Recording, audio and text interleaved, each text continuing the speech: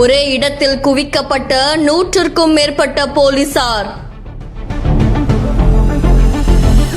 நெஞ்சை பதற வைக்கும் காவல்துறையின் செயல்கள்.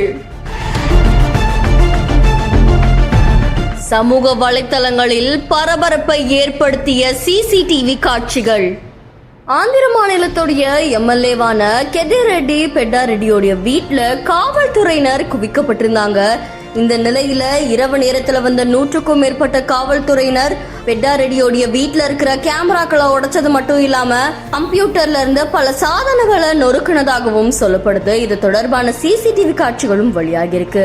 கடந்த புதன்கிழமை அனந்தபூர் மாவட்டத்தில் இருக்கக்கூடிய தாடிபத்திரியில முனிசிபலுடைய சேர்மனும் தெலுங்கு தேசம் கட்சியுடைய தலைவருமான ஜே.சி. பிரபாகர் ரெட்டியும் எம்எல்ஏவான பெத்தாரெட்டி இவங்களுடைய வீடுகள்ல போலீசார் தடியடி நடத்தி தலைவர்களை ஊற விட்டு வெளியேற்றதுனால பெரும் பரபரப்பு நிலவுனதா சொல்லப்படுது.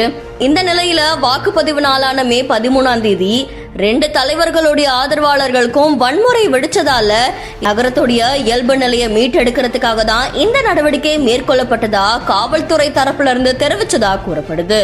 2 கட்சியினருக்கு இடையே ஏற்பட்ட வன்முறையை தடுக்கிறதுக்காகவும் நகரத்தை இயல்பான நிலைக்கு கொண்டு வரதுக்காகவும் காவல்துறை எடுத்த இந்த முயற்சியில அங்க இருக்கிற காவல்துறையினருக்கும் கட்சியினருக்கும் லேசான காயங்கள் ஏற்பட்டதா சொல்லப்படுது. இந்த வீடியோ தொடர்பான உங்களுடைய கருத்துக்களை நம்மளுடைய பிஹைண்ட் நியூஸ்ல பதிவு செய்யுங்க. தொடர்ந்து பல செய்திகளுக்கு ஃபாலோ பண்ணுங்க.